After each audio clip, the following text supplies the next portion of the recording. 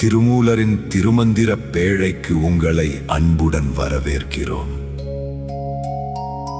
இன்றைய பாடல் இறைவனின் எல்லையற்ற தன்மையையும் குண்டலினி யோகத்தின் உச்ச அனுபவத்தையும் விளக்குகிறது.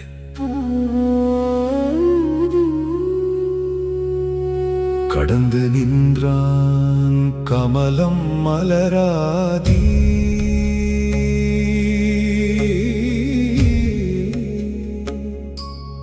கடந்து நின்றான் கடல் வண்ணம் எம்மாயன், கடந்து நின்றான் அவர்க்கு அப்புறமீசன்,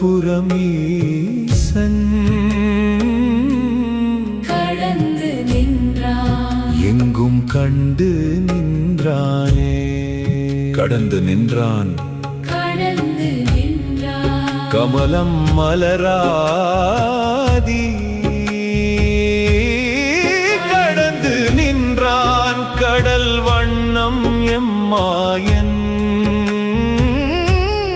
கடந்து நின்றான் அவர்க்கு அப்புறமீசன்,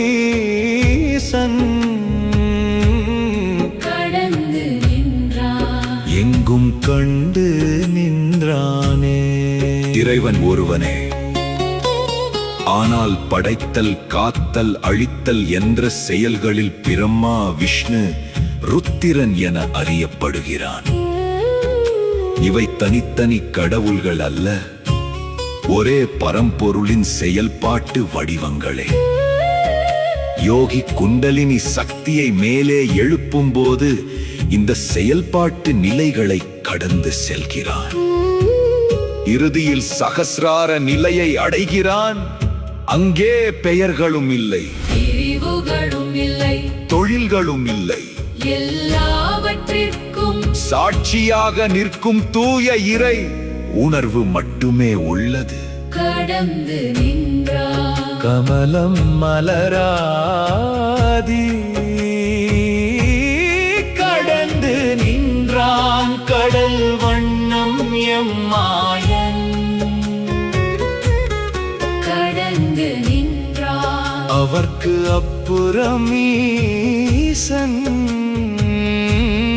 கடந்து நின்றான் எங்கும் கண்டு நின்றானே.